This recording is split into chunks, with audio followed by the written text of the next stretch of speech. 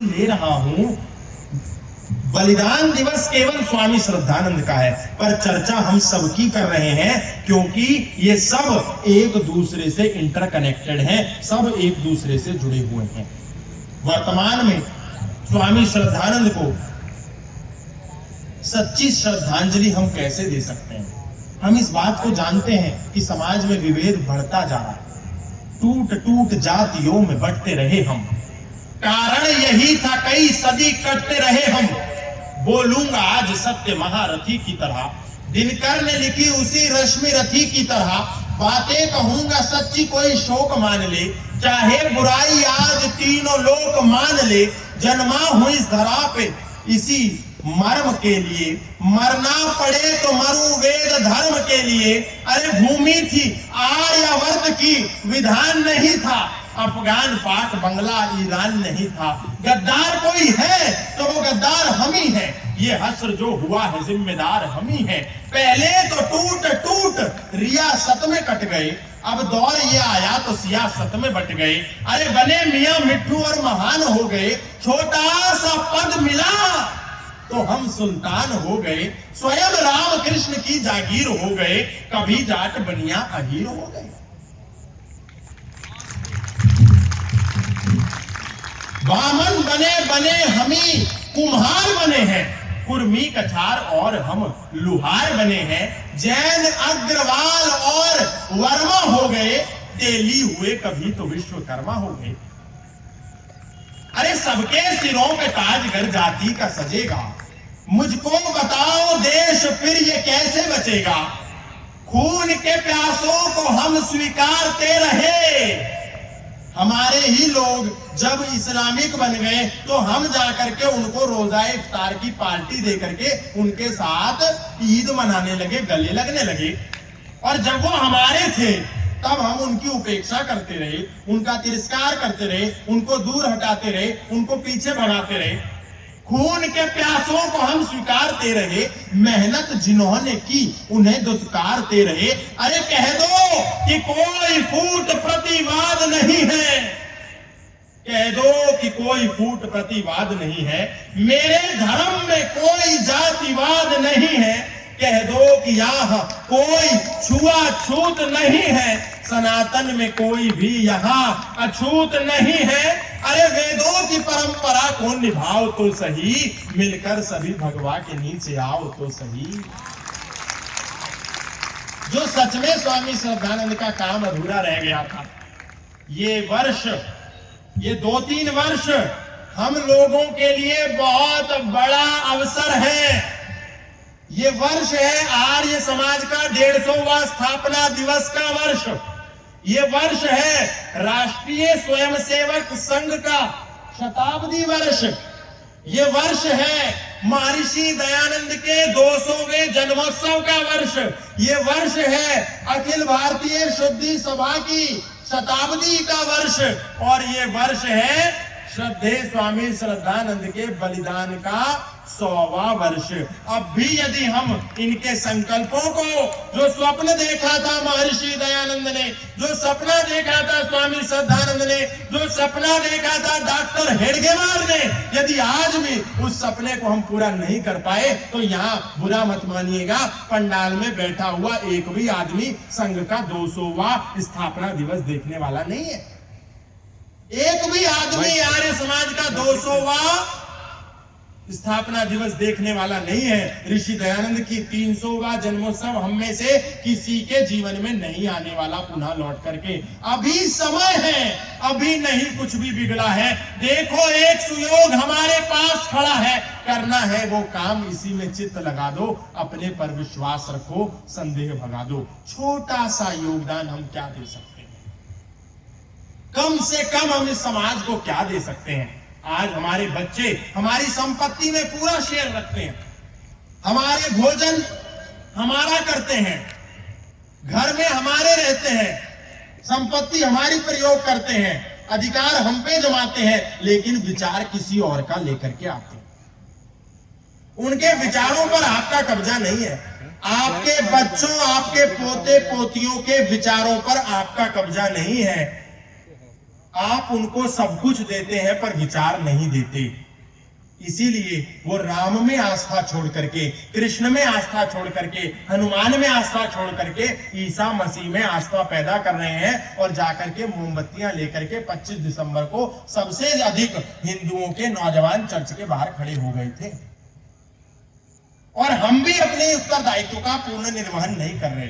गणपति उत्सव आ रहा है तो हम पूरा उत्सव मनाएंगे जी, 11 दिन तक गणपति बप्पा मोरया, गणपति बप्पा मोरया, गणपति बप्पा मोरया। चलिए ठीक है, कर लीजिए, गणपति की परिक्रमा कर लीजिए, गणपति की आरती कर लीजिए, पहली लाइन से किसी को कोई आपत्ति नहीं है।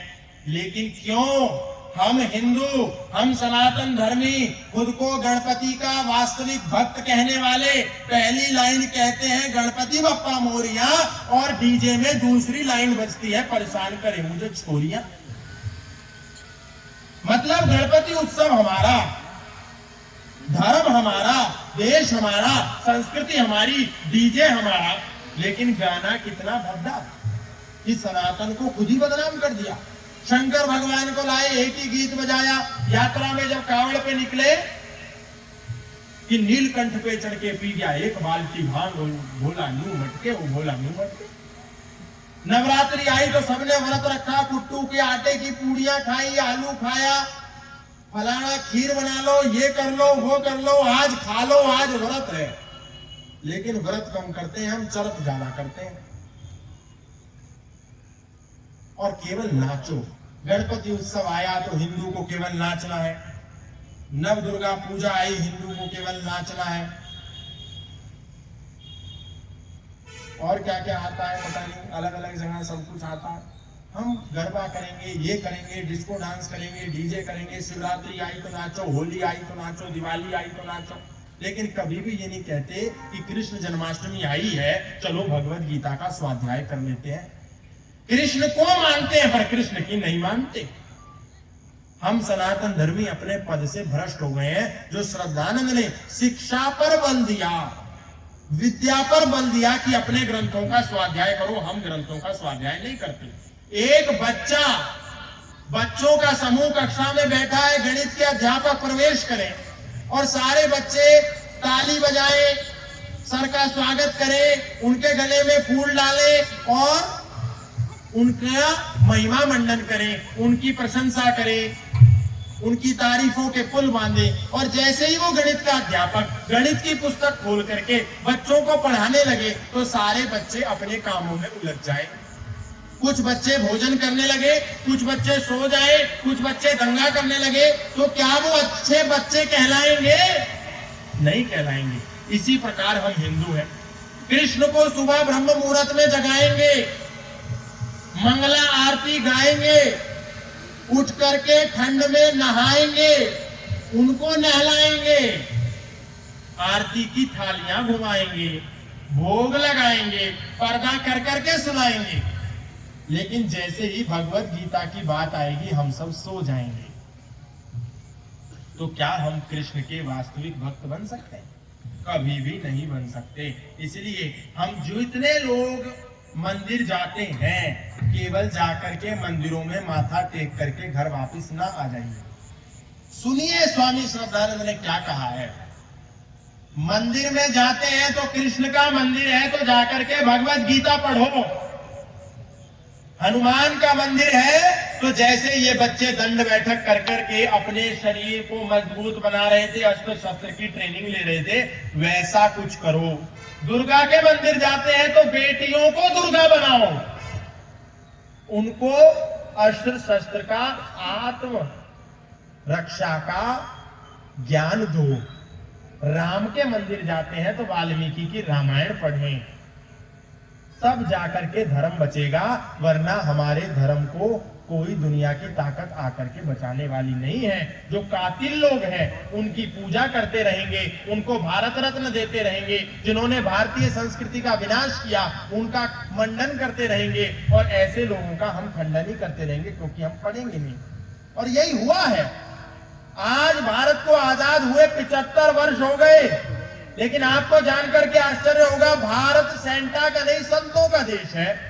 पर एक भी संत को भारत रत्न नहीं मिला, एक भी भगवाधारी को भारत रत्न नहीं मिला, एक भी संस्कृति से जुड़े हुए व्यक्ति को भारत रत्न नहीं मिला, एक भी भारतीयता का प्रचार करने वाले को भारत रत्न नहीं मिला। भारत रत्न मिला भारतीय संस्कृति का नाश करने वाली, भारतीय संस्कृति को मिट्टी में मिलाने वाली, भारतीयों को बाइबल दे करके उनका ईसाईकरण करने वाली, उनको बेवकूफ बनाने वाली मदर टेरेसा को। ताली बजाने की बात नहीं है, ये हम लोगों के लिए शर्म की बात है कि भारत हमारा, भारतीय संस्कृति हमारी, देश हमारा, धरती हमारी, लोग हमारे, लेकिन भारत रत्न मिला एक ईसाई संप्रदाय की प्रचारक को। और स्वामी श्रद्धानंद जिसने अपना सब कुछ दे दिया उसको पद्मश्री भी नहीं मिला। भारत रत्न तो बहुत दूर की बात है, क्योंकि स्वामी श्रद्धानंद को भारत रत्न देने से देश के नेताओं को वोट नहीं मिलते, उनको वोट मिलते हैं मदर टेरेसा को भारत रत्न देने से, क्योंकि पीछे से धर्मांतरण का कुचक्र इस देश में बहुत तेजी से चल रहा है। ईसाई बन जाए कोई बात नहीं, उनको आज वोट हमसे मिल रहे हैं तो हमारी बात करेंगे, कल को उनसे मिलेंगे तो उनकी बात करेंगे, और इस भ्रम में हम यूं ही फंसे रहेंगे। इसलिए ऐसा ना हो, किसी पर भरोसा नहीं करना है, अपने पर भरोसा करना है। और हमको ऐसा लग रहा है कोई अवतार आएगा हमको बचाएगा, कोई कल्कि अवतार लेगा, कोई फलाना अवतार लेगा, कोई ढिकाना अवतार लेगा, इसी अवतार की प्रतीक्षा में हम सब हाथ पे हाथ धर करके बैठे। लेकिन वास्तविकता यह है कि कोई अवतार आने वाला नहीं है, कोई अवतार आने वाला नहीं है, क्योंकि जो अवतार आते हैं उनको हम समझते नहीं, उनको महत्व नहीं देते। स्वामी श्रद्धानंद आए, हमको बचाया, हम थोड़ी देर के लिए जागे पुनः सो गए। असली अवतार तो स्वामी श्रद्धानंद थे, असली अवतार को हम नहीं पहचानते और अवतारों की प्रतीक्षा करते हैं। योगेश्वर भगवान श्री कृष्ण, जिसको आज सनातन धर्म का बहुसंख्य समाज एक अवतार के रूप में मानता है, योगेश्वर भगवान श्री कृष्ण जब कुरुक्षेत्र की रणभूमि में खड़े थे, अर्जुन के सबसे अच्छे मित्र थे, सबसे अच्छे दोस्त थे, सबसे अधिक अर्जुन को प्रेम करते थे, बावजूद इसके अर्जुन को प्रेम इतना करते थे कि अपनी बहन का विवाह अपने भाई बलराम के लाख विरोध के बाद भी अर्जुन के साथ किया, इतना अत्यंत प्रेम करते थे। लेकिन जब अर्जुन पे संकट आया, अर्जुन हताश हुआ, निराश हुआ, डिप्रेशन का शिकार हुआ, एंजाइटी की गिरफ्त में आया, तो योगेश्वर भगवान श्री कृष्ण ने ये नहीं कहा कि तू हथियार डाल करके रथ चला ले, मैं युद्ध लड़ूंगा। नहीं लड़ा, मार्गदर्शक के रूप में साथ खड़े रहे, पथ प्रदर्शक के रूप में साथ खड़े रहे, मेंटोर के रूप में साथ खड़े रहे, आइडियल के रूप में साथ खड़े रहे, सारथी के रूप में साथ खड़े रहे, भाई के रूप में साथ खड़े रहे, मित्र के रूप में साथ खड़े रहे, लेकिन युद्ध नहीं लड़ा, हथियार नहीं लड़ा, हथियार नहीं उठाया और कहा कि हर व्यक्ति को अपने हिस्से का युद्ध खुद लड़ना पड़ेगा, इसीलिए हे अर्जुन अपने हिस्से की लड़ाई लड़ो। सोच लीजिए, अवतार यदि आ भी गया हमारे सोच के अनुसार, हमारे विचार के अनुसार, तो भी हमारे लिए अवतार लड़ेगा नहीं। ईश्वर हर पल साथ है, सर्वव्यापक है, सच्चिदानंद स्वरूप है, अजन्मा है, अमर है, नित्य है, पवित्र है, अनंत है, निर्विकार है, शुद्ध है, चेतन है, हमारे साथ सर्वदा है, परंतु हमारे लिए लड़ेगा नहीं। हमें बल प्रदान कर सकता है, हमें प्रेरित कर सकता है, लड़ना हमको स्वयं पड़ेगा। जैसे स्वामी श्रद्धानंद लड़े, जैसे महर्षि दयानंद लड़े, जैसे भगत सिंह लड़े,